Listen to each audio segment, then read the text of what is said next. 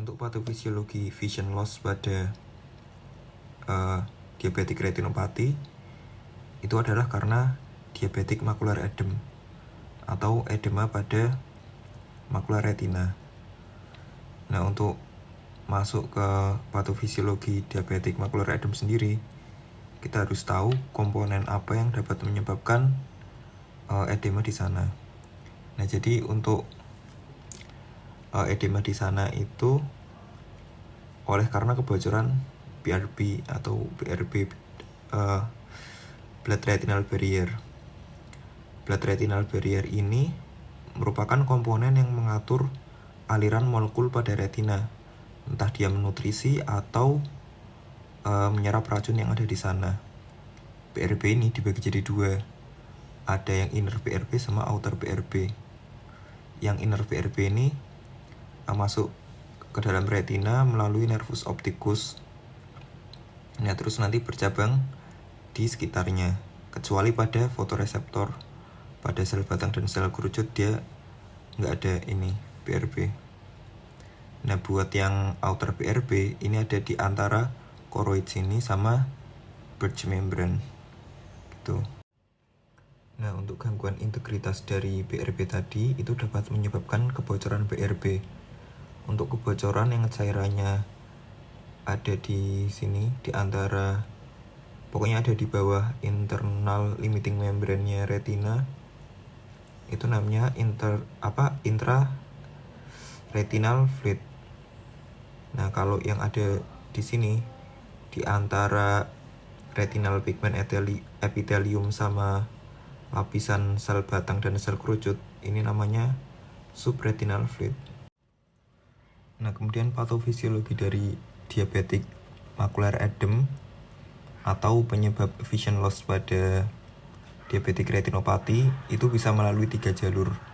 Bisa salah satu atau semuanya. Pertama yaitu dari peningkatan flux melalui jalur poliol, kemudian protein kinasase yang teraktivasi dan pembentukan AGES. Pertama kita masuk ke jalur poliol atau poliol pathway. Jadi poliol pathway ini merupakan jalur pengubahan glukosa menjadi fruktosa.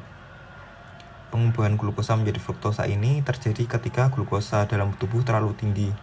Jadi ketika glukosa dalam tubuh terlalu tinggi, maka ini ada yang namanya enzim aldus reduktase. Ini teraktifkan. Aldus reduktase ini akan mengoksidasi dari glukosa menjadi sorbitol. Ini kan NADPH menjadi NAD+, hanya kan dikasihin ke glukosa kan, namanya reduksi. Nah, ini setelah menjadi sorbitol, nanti dia akan dirubah lagi oleh enzim sorbitol dihidrogenase. Kalau di sini dia dioksidasi. Karena di sini ada NAD+ menjadi NADH. Hidrogennya kan dikasihin gitu. Nah, baru menjadi fruktosa. Nah, terus yang patut jadi perhatian itu ini sorbitol. Sorbitol ini memiliki efek osmotik, jadi dia sifatnya menyerap air. Gitu, itu yang perlu diingat ini sorbitol ya. Terus, nah, sayangnya pada beberapa jaringan tubuh itu memiliki kadar enzim sorbitol dihidrogenase yang rendah. Pertama ada di retina sama lensa mata, kemudian ada di ginjal, sama ada di nervus. Nah, kalau enzim sorbitol dihidrogenasenya rendah, maka kan akan terjadi peningkatan atau penumpukan sorbitol dalam jaringan kan. Sedangkan sorbitol tadi sifatnya menarik air. Jadi kalau pada kasus skenario itu kan pada retina. Kalau di retina sorbitolnya banyak, maka kan banyak air yang terserap ke sana, akhirnya terjadi edem. Nah, itu patofisiologi pertama dari diabetic macular edem. Nah, terus 2 jalur terakhir tadi kan karena protein kinase C sama tadi terakhir apa? AGES ya. Nah, pada keadaan hiperglikemia, diasilgliserol itu meningkat. Nah, diasilgliserol yang tinggi ini mengaktifkan dari protein kinase C. pada bentuk isoform beta atau disingkat BKC beta. Nah, kalau kamu tahu protein kinase C itu semacam protein atau enzim yang mengawali terjadinya proses inflamasi. Mungkin kamu bisa cari sendiri protein kinase C di Google gitu. Nah, protein kinase C yang teraktivasi ini dia dapat memediasi dari peningkatan permeabilitas vaskular retina, kemudian hipoksia, sama peningkatan jalur persinyalan VEGF. Nah, kalau jalur persinyalan VEGF itu meningkat, salah satu kerja VEGF pada endotel itu, dia itu meregangkan endotel atau meningkatkan permeabilitas. Jadi nanti endotelnya gampang bocor gitu. Nah, kalau hipoksia endotelnya kan juga berarti kayak rusak, nggak beres gitu kan. Jadi integritasnya juga turun. Kemudian permeabilitas vaskular udah jelas. Nah, terus yang produksi AGES. AGES ini aku lupa pastinya apa, tapi kayaknya tuh kayak semacam zat-zat stres oksidatif atau apa gitu. Nah, hiperglikemia itu menyebabkan glikasi non-enzimatik protein plasma. Jadi kayak penempelan gula pada protein plasma tanpa bantuan enzim, sama di lamina basal.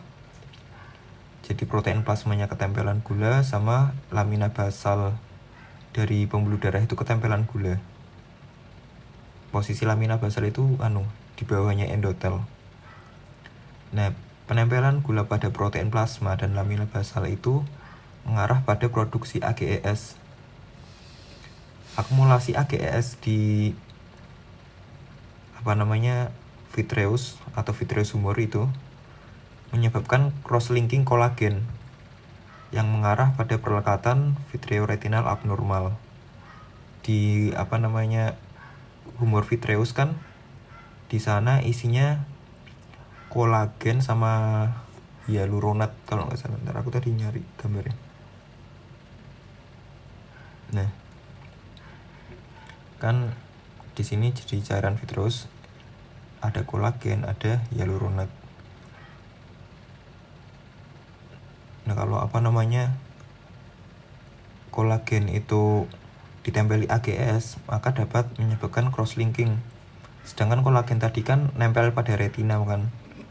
Nah, nanti kayak ada tarikan pada retina yang menyebabkan diabetic macular edem. Kan retinanya kayak yang aslinya rekat gitu, ketarik ke dalam kan. Jadi nanti kayak menggembung gitu.